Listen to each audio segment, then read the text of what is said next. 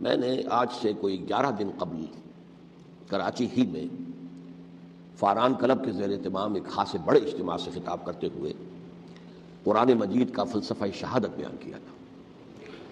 اگرچہ میرا مین مضمون تھا قرآن مجید کا فلسفہ شہادت، تاہم اس کے ساتھ ہی میں نے، کیونکہ یہ عام طور پر بھی شہادتوں کا زمانہ شمار ہوتا ہے، ذی الحجہ میں حضرت عثمان رضی اللہ تعالیٰ عنہ شہید کیے گئے، یکم محرم الحرام کو حضرت عمر رضی اللہ تعالیٰ عنہ کی وفات ہوئی ہے، اگرچہ وہ زخمی ہو گئے تھے 28 ذی الحجہ کو۔ پھر یہ سانحہ کربلا پیش آیا ہے 10 محرم کو، تو یہ دن ہوتا ہے ایسا کہ جس میں انہی موضوعات پر تقاریر ہوتی ہیں۔ تو میں نے فلسفہ شہادت کے ساتھ ساتھ ایک ضمیمے کے طور پر خلفائے ثلاثہ کی شہادت اور سانحہ کربلا کا تاریخی پس منظر بھی بیان کیا، لیکن وہ میرا اصل موضوع نہیں تھا۔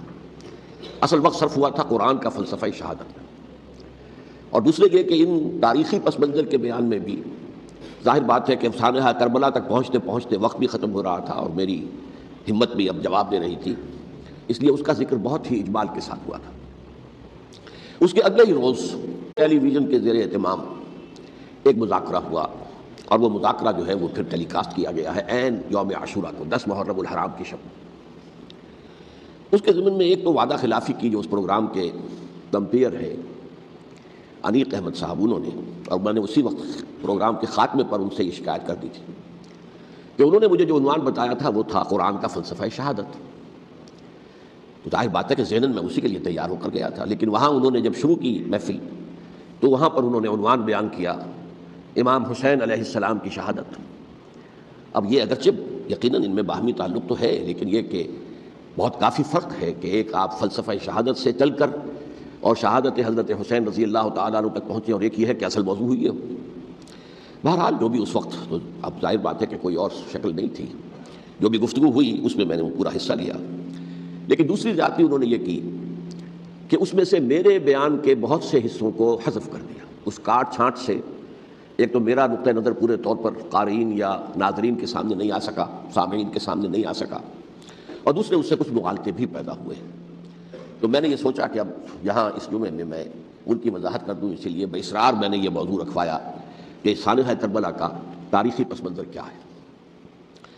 الحمدللہ کہ جہاں تک وہ مذاکرہ جو ان کی ریکارڈنگ روم میں اسٹوڈیو میں منعقد ہوا، وہ بہت ہی پرامن، بہت اچھے انداز میں ہوا، اور اس میں کوئی یعنی یوں سمجھیے کہ زیادہ آرگیومنٹ جسے کہتے ہیں اس کی بھی ضرورت پیش نہیں آئی۔ عموماً تمام باتوں پر کنسنسس اور ایک طرح کا اجماع سامنے آیا، اور اس کا خاص سبب یہ ہے کہ میرے علاوہ سنی علماء میں سے تو مولانا احترام الحق تھانوی صاحب تھے، اور وہ بھی بہت سرا کل قسم کے آدمی ہیں، اور شیعہ حضرات میں سے جو 2 حضرات تھے وہ بھی نہایت معقول، نہایت سنجیدہ اور نہایت شرافت اور مروت کا مجسمہ نظر آئے۔ ان میں سے ایک صاحب سے میری پرانی یاد اللہ ہے، علامہ ڈاکٹر قلب صادق، ان کا تعلق لکھنؤ سے ہے، اور یہ میرے اندازے میں پوری طریقے سے نہیں کہہ سکتا، اس وقت جو بر عظیم پاک و ہند میں نامور علماء ہیں اہل تشیع کے، ان میں سے یہ چوٹی کی شخصیت ہے، اس میں کسی شک و شبے کی گنجائش نہیں، بہت مسلم عالم دین ہے، نہ صرف عالم دین ہے بلکہ ڈاکٹریٹ بھی انہوں نے کی ہوئی ہے۔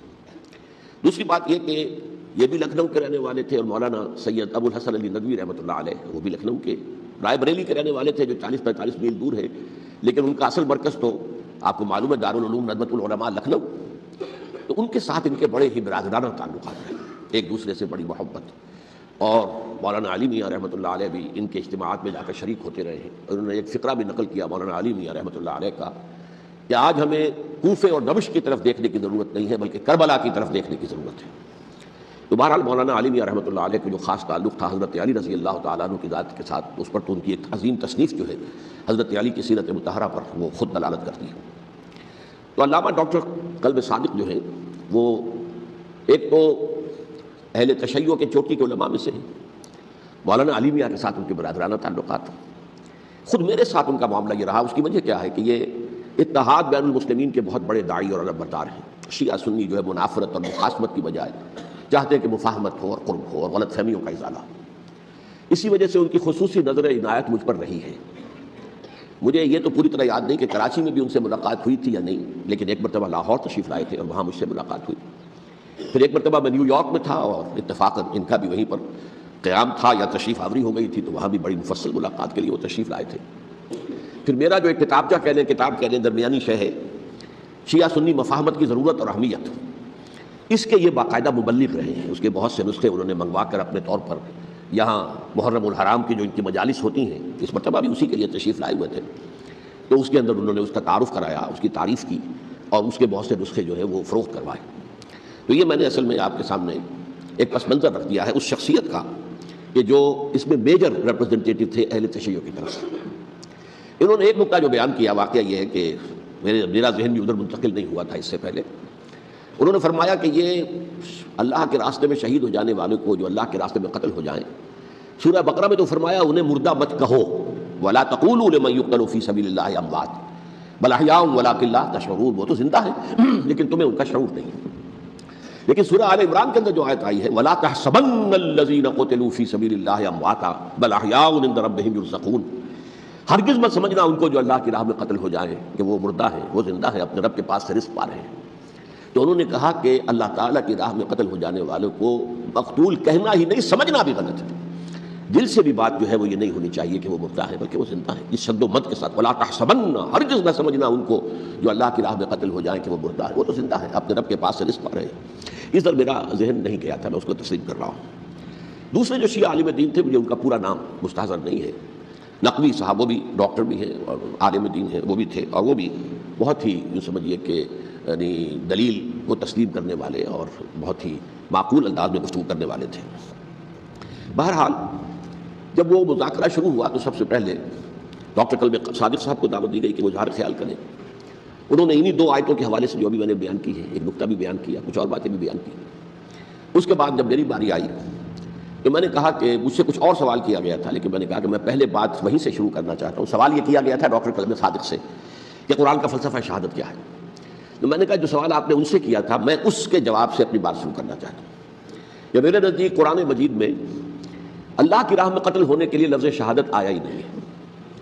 حدیث میں ضرور آیا ہے بصیغہ مجہول، فقط استشہدا، اس کی شہادت قبول کر لی گئی یا اس کو شہید بنا لیا گیا، اور اس معنی میں صرف ایک جگہ پر امکان ہے پورے قرآن میں، سورہ آل عمران کی ایک آیت میں، وَيَتَّخِذَ مِنکُم شُہَدَاءَ، کہ وہاں اس کے معنی لیے جا سکے مقتول فی سبیل اللہ کے، باقی کہیں بھی نہیں۔ یہ تو اصل میں کار رسالت کے لیے ایک اصطلاح ہے، ہر رسول شاہد بن کر آیا، شہید بن کر آیا، یہاں دنیا میں وہ اپنے عمل سے، اپنے قول سے، انفرادی اجتماعی سطح پر حق کی گواہی دیتا رہا، اور قیامت کے دن کھڑے ہو کر پروزیکیوشن وٹنس کی حیثیت سے اپنی قوم کے خلاف گواہی دے گا کہ اللہ میں نے ان کے سامنے تیرا پیغام پہنچا دیا تھا، اب جو کچھ انہوں نے کیا اس کے ذمہ دار یہ ہے۔ دے کانٹ پلیڈ اگنورنس، وہ یہ نہیں کہہ سکتے کہ ہمیں معلوم نہیں تھا، ہمیں بتایا نہیں گیا تھا۔ بہرحال اس پر مجھے بڑی خوشی ہوئی جب علامہ نقوی صاحب نے اس نقطے کو بہت سراہا، اور انہوں نے تسلیم کیا کہ کچھ دنوں سے مجھے بھی یہ خیال ہو رہا تھا، یعنی یہ کہ یہ کوئی زیادہ پرانا خیال ان کا نہیں تھا، انہوں نے فرمایا کچھ دنوں سے مجھے بھی یہ خیال ہو رہا تھا کہ قرآن میں تو یہ لفظ شہید اور شہادت اس معنی میں ہے ہی نہیں۔ میرا گمان یہ ہے کہ چونکہ اس موضوع پر میں نے بہت تقریریں کی ہیں، سال ہر سال سے تقریریں کر رہا ہوں، قرآن کا فلسفہ شہادت کیا ہے، اور اس کے حوالے سے یہ کہ امت مسلمہ کا کیا فرض منصبی ہے، شہادت علی الناس کی کیا ذمہ داری ہے جو امت مسلمہ پر ہے۔ تو یہ تو میری دعوت قرآنی کے اہم مضامین میں سے ہے، تو ہو سکتا ہے کہ میری ہی کسی تقریر کی کوئی اڑتی ہوئی خبر ان کے کانوں تک پہنچی ہو، واللہ عالم، لیکن انہوں نے اس نقطے کو سراہا، اور مجھے اللہ کے فضل و کرم سے مجھے اس پر خوشی ہوئی کہ بجائے اس کے کہ وہ اس پر کوئی آرگیومنٹ کرتے، کوئی بحث و تبحیث کرتے، انہوں نے میری اس بات کو تسلیم کیا اور اس کی گویا کہ تائید کی۔ پھر میں نے عرض کیا کہ جہاں تک خلفائے ثلاثہ کی شہادت کا اور شہادت حسین یا سانحہ کربلا رضی اللہ تعالیٰ عنہم اجمعین کا تعلق ہے، اصل میں اس کو نہیں سمجھ سکتے لوگ جب تک کہ ریولیوشن اور کاؤنٹر ریولیوشن کا فلسفہ سمجھ میں نہ آئے۔ جب کسی ملک میں کسی خطۂ ارضی میں کوئی انقلابی تحریک چل رہی ہوتی ہے، ظاہر بات ہے ابتدا میں تو انقلابی لوگ چند ہوتے ہیں، کمزور ہوتے ہیں، ضعیف ہوتے ہیں، ان سے کوئی خطرہ محسوس نہیں ہوتا، لیکن کشاکش کے دوران ایک وقت آ جاتا ہے کہ پھر جو مخالف انقلاب ہیں وہ یہ سمجھ بیٹھتے ہیں، سمجھ جاتے ہیں کہ اب ہماری پیش نہیں جا رہی، اب ہمارا بس نہیں چلے گا، لہذا سر جھکا دو۔ اسے پنجابی محاورے میں کہا جاتا ہے نیوی پاؤ، اس وقت تو وقت کو گزارو، اب اس کے بعد پھر کوئی موقع ملا تو دیکھیں گے کہ اس انقلاب کو ہم انڈو کر سکیں، کاؤنٹر ریولیوشنری موومنٹس۔ یہ اصل میں فلسفہ سمجھ میں نہ آئے اور ریولیوشن کا فلسفہ سمجھ میں نہ آئے تو سیرت النبی سمجھ میں نہیں آ سکتی۔ منہج انقلاب نبوی میری کتاب ہے، اس کو پڑھیے تو سیرت کا وہ تجزیہ آپ کے سامنے آئے گا جو آپ کی آنکھیں کھول دے گا کہ سیرت کو ہم کیا سمجھتے رہے اور سیرت اصل میں ہے کیا۔ بہرحال یہ کاؤنٹر ریولیوشنری موومنٹس تھیں کہ جب عرب میں حضور کو فیصلہ کن قوت حاصل ہو گئی تو جو بھی مخالفین تھے انہوں نے سر جھکا لیا، سرنڈر کیا، اسلام لے آئے، گویا کہ چھپ گئے اسلام کے لبادے میں۔ لیکن وہ تھے اسی تاک میں کہ پھر کبھی موقع ملے تو پھر ہم اس نظام کو لہو بالا کر دیں، تلپٹ کر دیں۔ یہ رد عمل سب سے پہلے خود عرب کے اندر پیدا ہوا، کیونکہ مشرکین عرب کو جب سورہ توبہ کی پہلی 6 آیات نازل ہوئی ہیں جن میں الٹیمیٹم دے دیا گیا کہ اب کسی مشرک قبیلے سے کوئی معاہدہ اللہ کا اور اس کے رسول کا نہیں ہوگا، تمہیں 4 مہینے کی مہلت دی جا رہی ہے، یا ایمان لے آؤ اور یا تمہیں قتل کر دیا جائے گا۔ یہ بہت سخت آیات ہے قرآن کی، سورہ توبہ کی ابتدائی 6 آیات۔ اور حضرت علی رضی اللہ تعالیٰ عنہ کا کہنا یہ ہے کہ اس آپ کو معلوم ہے کہ مصحف میں یہ واحد صورت ہے جس سے پہلے بسم اللہ الرحمن الرحیم نہیں لکھی بھی آپ کو نظر آتی، باقی 113 صورتوں کے شروع میں بسم اللہ الرحمن الرحیم ہے۔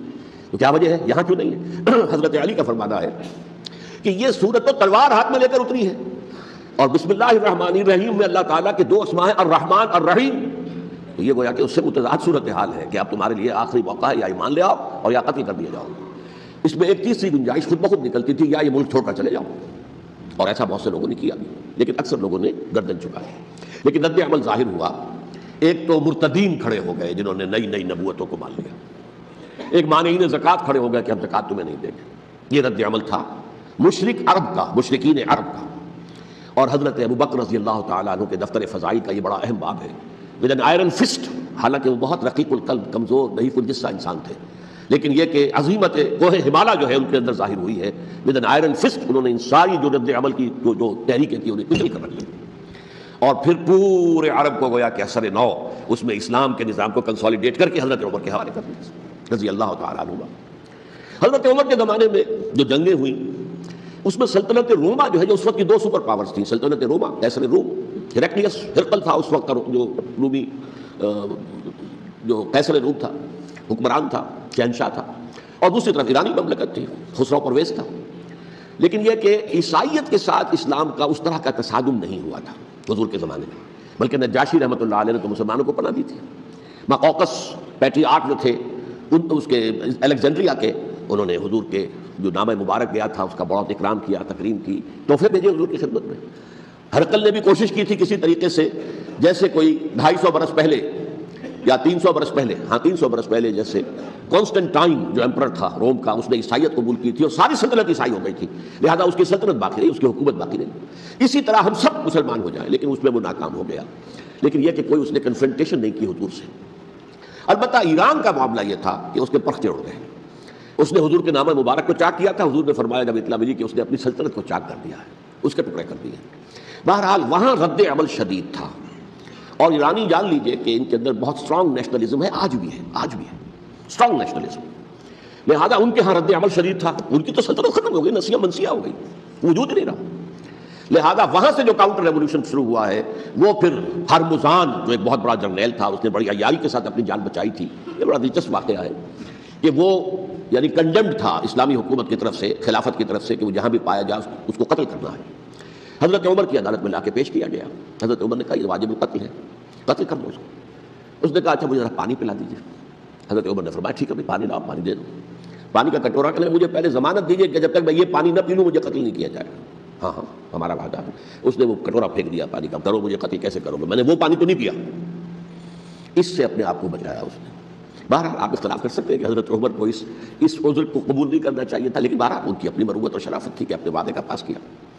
اس کی سازش سے ابو لولو فیروز اس نے حضرت عمر کو شہید کیا۔ یہ گویا کہ دوسری کاؤنٹر ریولوشنری موومنٹ تھی۔ انہوں نے یہ سمجھا تھا کہ یہ ساری چکی جو چل رہی ہے، جیسے چکی کی ایک کلی ہوتی ہے، وہ کلی جگہ سے ہٹ جائے تو چکی کیسے چلے گی؟ یہی بات حضرت علی نے فرمائی تھی حضرت عمر سے رضی اللہ تعالی عنہما۔ جب شام کے محاذ پر کچھ پسپائی سی ہو رہی تھی تو حضرت عمر نے ارادہ کیا میں خود جاؤں گا محاذ پر اور کمانڈ کروں گا۔ حضرت علی رضی اللہ تعالی عنہ نے فرمایا کہ نہیں امیر المومنین آپ مت جائیں، چکی اسی وقت تک چلتی ہے جب تک کہ کلی گڑی ہوئی، آپ کلی ہیں اس وقت اس نظام کی جس کے گرد یہ اسلام کی چکی گھوم رہی ہے، آپ مت جائیں۔ لہذا حضرت عمر نے ان کی بات مانی، اس قدر صائب مشورہ تھا جو کیا تھا۔ بہرحال انہوں نے یہ سمجھا تھا کہ عمر ہی کے بل پر چل رہا ہے یہ سب کچھ، لہذا عمر کو پیچھے ہٹا دینے سب بیٹھ جائے گا۔ لیکن ظاہر بات ہے کہ محمد رسول اللہ کی بنائی ہوئی عمارت صلی اللہ علیہ وسلم اتنی کمزور نہیں تھی۔ اس کے بعد حضرت عمر کے انتقال کے بعد حضرت عثمان کا انتخاب ہوا، اور حضرت عثمان کے بھی 10 سال پہلے جو ہے وہ بالکل حضرت عمر کی جو دور خلافت ہے اس کے بالکل مشابہ ہے، مماثل۔ ہمارے ذہنوں میں یہ تصور بٹھا دیا گیا ہے کہ سارے 12 سال شاید فتنہ ہی فتنہ رہا، فساد ہی فساد رہا، دنگا رہا، لڑائی رہی۔ نہیں 10 سال پورا امن، اور جس طریقے سے فتوحات کا سیلاب حضرت عمر کے زمانے میں جا رہا تھا اسی طریقے سے حضرت عثمان کے 10 سالوں کے دوران گیا۔ آخری 2 سالوں میں ایک فتنہ اٹھا ہے، یہ فتنہ کیا ہے اس کو سمجھ لیجیے۔ مذاہب کی جو 3 سے کنفرنٹیشن ہوئی تھی، ایک تو یہ کہ مملکتوں میں سے مملکت ہرقل برکت روم مملکت ایران، رومی سلطنت کی 2 ٹانگیں مسلمانوں نے توڑ دی، شمالی افریقہ سے نکال دیا، مغربی ایشیا سے نکال دیا، لیکن یورپ میں وہ قائم تھا، اس کی سلطنت تھی، لیکن ایرانی سلطنت کا بالکل کیا پاچا ہو گیا، ختم ہو گیا۔ اسی طریقے سے 3 مذاہب سے کنفرنٹیشن ہوئی، مشرکین عرب سے، اس کا میں بیان کر چکا ہوں، ان کا پہلا وار حضرت ابوبکر کے عہد خلافت میں ہو گیا۔ دوسرے جو عیسائیوں کا معاملہ تھا ان سے بھی کوئی تصادم نہیں ہوا حضور کے حیات طیبہ کے دوران، لیکن جو یہودیت بطور مذہب، اس کو ظاہر بات ہے کہ اسلام نے اس کو ختم کیا تھا، کم سے کم جزیرہ نما عرب سے۔ مدینے میں 3 قبیلے تھے جو اپنی غداری کی وجہ سے اور اپنی صلح کو توڑنے کے جرم کی پاداش میں 2 نکالے گئے، اور تیسرا جو ہے اس کے تمام جو بھی جوان افراد تھے انہیں قتل کیا گیا۔ پھر خیبر پر حملہ کیا گیا، اور خیبر کو جو ہے فتح کیا گیا، وہ یہودیوں کا بہت بڑا گڑھ تھا، اور جو مدینے سے نکالے گئے تھے وہ بھی وہیں جا کر مقیم ہو گئے تھے۔ تو اس اعتبار سے، اور پھر یہودی اپنے آپ کو سمجھتے تھے اللہ کی طرف سے دنیا میں جو نمائندہ جو ہے امت وہ ہم ہیں، اب انہیں معزول کر کے امت محمد کو وہاں پر کھڑا کر دیا گیا صلی اللہ علیہ وسلم، لہٰذا وہ بہت زیادہ جو سمجھیے ایگریوڈ، سب سے زیادہ جن کو گزند پہنچا ہے حضور کے دست مبارک سے، وہ یہودی تھے۔ لہٰذا ان کا جو رد عمل آیا ہے وہ ہے جس کے نتیجے میں حضرت عثمان شہید ہوئے، حضرت علی شہید ہوئے، حضرت حسین شہید۔ اب اس چیز کو اچھی طرح سمجھیے، یہ جو رد عمل ہے یہ ایک شخص کے ذریعے سے آیا، اور اسی لیے بعض لوگ یہ سمجھتے ہیں کہ یہ خامخواہ کی کہانی ہے، کیا ایک آدمی اتنا بڑا کام کر سکتا؟ عبداللہ ابن سبا ایک یہودی جو اسلام کا لبادہ اوڑھ کر حضرت عثمان کے عہد خلافت میں مدینے میں آ گیا، ٹھیک، اس کے بارے میں تو میں بعد میں عرض کروں گا، لیکن ایک شخص کیا کچھ کر سکتا ہے اس کی مثال بس آپ دے دوں آپ کو۔ پہلے حضرت مسیح علیہ السلام کے پورے دین کو ایک شخص نے ختم کر دیا، سینٹ پال جسے دنیا جانتی ہے جس کے نام سے، توحید کو تثلیث میں بدل دیا۔ حضرت عیسیٰ علیہ السلام تو توحید کی تلقین کر کے گئے تھے، توحید ختم، تثلیث آ گئی، جس میں پہلے باپ ماں اور بیٹا تھے، اس کے بعد باپ بیٹا اور روح القدس ہو گئے، تثلیث۔ نمبر 2، شریعت موسوی کو ساقط کر دیا، لہذا اب پالزم جو ہے کرسچینٹی نہیں رہی، وہ حضرت عیسیٰ تو کہہ کر گئے تھے کہ شریعت موسوی تم پر لاگو رہے گی، نافذ رہے گی، ساقط کر دیا۔ نمبر 3، اس نے عیسائیت کے دائرہ تبلیغ کو وسیع کر دیا، جنٹائلز یا گوئمز کے اندر بھی، غیر یہودیوں میں، حالانکہ حضرت مسیح کہہ کر گئے تھے کہ تمہیں صرف یہودیوں سے خطاب کرنا ہے، اور میں صرف اسرائیل کے گھرانے کی کھوئی ہوئی بھیڑوں کی تلاش میں آیا۔ اب آپ دیکھیے حضرت مسیح کے فوراً بعد اور حضرت مسیح کی زندگی کے دوران جب تک کہ وہ موجود تھے، وہ بدترین دشمن تھا حضرت مسیح علیہ السلام کا۔ بعد میں لبادہ اڑا، اور یہ کہ مجھے مکاشفہ ہوا ہے، مکاشفے میں مسیح سے میری ملاقات ہوئی ہے، میں ان پر ایمان لے آیا ہوں، اور پھر اس نے اپنے زہد اور دینداری کا جو بھی فراڈ تھا اس کے نتیجے میں اپنی حیثیت بنا لی، دین مسیحی کو بالکل ختم کر دیا۔ آج کہاں ہے وہ دین مسیحی؟ دی 100 کے مصنف نے بھی صاف لکھا ہے کہ جب تک حضرت مسیح دنیا کے اندر موجود تھے، عیسائیت کی حیثیت یہودیت نے ایک فرقے سے زیادہ نہیں تھی، یہودیوں کا ایک فرقہ، ایک جماعت، بس۔ یہ سینٹ پال ہے جس نے اسے ایک مستقل مذہب کی حیثیت اختیار کی ہے، تو اٹ شوڈ بی کالڈ پالزم، اور یہ ایک آدمی کا کارنامہ ہے۔ اسی طریقے سے یہ تو ہو گیا حضرت مسیح کے فوراً بعد، رفع سماوی کے فوراً بعد۔ 1500 برس کے بعد ایک تحریک چلی ہے یورپ کے اندر، اصلاح مذہب، اور اس کی پشت پر بھی یہودی ذہن تھا۔ یہودی ذہن نے عیسائیت کو 2 حصوں میں تقسیم کر دیا، کیتھولک اینڈ پروٹیسٹنٹس، اور پروٹیسٹنٹس کو اپنا اعلی کار بنایا۔ یہ ایک علیحدہ مضمون ہے جس پر میں تفصیل میں نہیں جانا چاہتا، میری کتاب بھی موجود ہے اس موضوع پر، سابقہ اور موجودہ مسلمان امتوں کا ماضی، حال اور مستقبل، اس میں میں نے تفصیل بیان کی۔ یہ جو تقسیم ہوا ہے تو وہ پہلی بات ایک یہودی، جیسے کہ علامہ اقبال نے، مارکس بھی تو ایک یہودی تھا نا، تو ابلیس کی مجلس شورا میں بڑا پیارا شعر ہے، وہ یہودی فتنہ گر، وہ روح مصدق کا بروز، ہر قبا ہونے کو ہے اس کے جنون سے چاک چاک۔ یہ ایک یہودی فتنہ گر مارکس نے وہ تصور دنیا کو دیا جس نے عظیم انقلاب برپا کیا روس کے اندر، بولشوک ریولوشن، اور جو پھر آدھی دنیا تک پھیل گیا۔ آج سے 50 سال پہلے امریکہ کانپتا تھا، روس کے سامنے کھڑا ہوا کانپ رہا تھا، اس لیے کہ روس سائنٹیفک ترقی میں امریکہ سے بہت آگے تھا، اس کے ایسٹروناٹس پہلے گئے ہیں خلا کے اندر، امریکہ تو بہت پیچھے تھا۔ بہرحال اس نے جس طریقے سے USSR کا خاتمہ کرایا ہے وہ ایک علیحدہ بات ہے، میں اس وقت اس طرف نہیں جانا چاہتا، لیکن جان لیجئے کہ وہ ایک شخص کا کارنامہ، وہ یہودی فتنہ گر، وہ روح مصدق کا بروز، ہر قبا ہونے کو ہے اس کے جنون سے تار تار۔ اسی طرح وہ عبداللہ ابن سبا یہودی فتنہ گر۔ آج اہل تشیع میں سے بعض حضرات کہتے ہیں کہ یہ عبداللہ ابن سبا یہ تو افسانوی شخصیت، اس کی حقیقت کوئی تھی ہی نہیں، حالانکہ ان کی اپنی کتاب میں رجال کشی کے اندر اس کا ذکر موجود ہے، اور یہ بھی موجود ہے کہ حضرت علی رضی اللہ تعالیٰ عنہ نے اپنے عہد خلافت میں اسے زندہ جلوایا ہے۔ اس کی وجہ کیا تھی؟ یہ آیا مدینے کے اندر اسلام کا لبادہ اوڑھ کر، اس نے چند عقیدوں کی اشاعت شروع کی۔ سب سے پہلے حضرت علی تو خدا ہیں، گاڈ انکارنیٹ، اوتار کا تصور، جیسے ہندوؤں میں ہے رام چندر جی خدا کا اوتار، اور عیسائیت میں بھی پہلے گاڈ انکارنیٹ کا تصور تھا کہ حضرت مسیح خدا کا اوتار ہے۔ Incarnation of God. تو اس نے کہا کہ حضرت علی تو خدا کا اوتار ہے، خدا ہے. نمبر 2 اس نے کہا کہ ہر نبی کا ایک وصی ہوتا ہے جس کے حق میں وہ وصیت کرتا ہے. تو حضور صلی اللہ علیہ وسلم کے وصی حضرت علی ہیں، لہذا خلیفہ تو اول روز سے حضرت علی ہیں. حضرت ابو بکر، حضرت عمر، حضرت عثمان یہ تو غاصب ہیں، اور حضرت عثمان کی خلافت تھی اس وقت خاص طور پر. پھر اس نے جو قبائلی عصبیت تھی اسے بھڑکایا. پرانی جو عصبیت چل رہی تھی قریش کے اندر، وہ 2 گھرانے ایک دوسرے کے مد مقابل تھے. دیکھیے ایک ہوتا ہے قبیلہ، ایک ہوتا ہے گھرانہ. ہمارے پنجاب میں ایک قبیلہ ہے وٹو قبیلہ، اس کے گھرانے بہت سے، مانے کے، لالے کے، سجے کے، شامت کے، یعنی کوئی لالا تھا ان میں سے بڑا، ان کے بیٹے ہو گئے لالے کے، ان کی اولاد، خاندان یہ کہلاتے ہیں. قبیلہ ایک، یہ وٹو قبیلہ. تو قبیلہ تھا قریش، اس میں گھرانے بہت تھے، بنو ہاشم، بنو امیہ، بنو تیم، بنو عدی، یہ بہت سے گھرانے تھے. تو چوٹی کے 2 گھرانے جو تھے وہ بنو ہاشم اور بنو امیہ، ان کے درمیان چپکلش تھی، مقابلہ، مسابقت. اور یہ مسابقت فی الخیر بھی ہوتی تھی. اگر انہوں نے غریبوں کو کھانے کھلائے ہیں تو ہم ان سے بڑھ کر کھلائیں گے، اگر وہ حاجیوں کی خدمت کرتے ہیں تو ہم ان سے بڑھ کر کریں گے. تو ان کے اندر یہ مسابقت فی الخیر بھی تھی، لیکن چپکلش تھی کہ کوئی ہم سے آگے نہ نکل جائے. وہ سمجھتا تھا وہ آگے نہ نکل جائے. اس شخص نے اس پرانی عصبیت کو تازہ کیا کہ حضور تو بنو ہاشم میں سے تھے، لہذا خلافت حق ہے بنو ہاشم کا، یہ غاصب ہے. اس سے پہلے 2 خلفاء جو تھے وہ نہ بنو ہاشم سے تھے نہ بنو امیہ سے تھے. حضرت ابو بکر بنو تیم میں سے تھے، چھوٹا قبیلہ تھا. حضرت عمر بنی عدی میں سے تھے، وہ بھی چھوٹا قبیلہ تھا. یہ حضرت عثمان پہلے خلیفہ جو بنو امیہ میں سے تھے، جن کی پرانی چپکلش بنو ہاشم سے تھی. اب اس کو موقع مل گیا کہ پرانی قبائلی عصبیت کو بھڑکائے. یہ ہے اصل میں اس فتنے کا پس منظر عبداللہ ابن سبا نے جو آ کر پھیلایا ہے. اور اس کی تفصیل میں اس وقت میں نہیں جا سکتا، کیسے یہ فتنہ پروان چڑھا، کیا انہوں نے اسٹریٹجی اختیار کی. کہ یہ کیا کرتے تھے، گروہ بنا کر بھیجتے تھے لوگوں کو، کوفے میں جاؤ تو وہاں پر دمشق کے گورنر کے خلاف اور مصر کے گورنر کے خلاف الزامات لگاؤ، اس نے یہ کیا، وہ غبن کر گیا، وہ یہ کر گیا، وہ خیانت کر رہا ہے، وہ رشتہ داروں کو پال رہا ہے.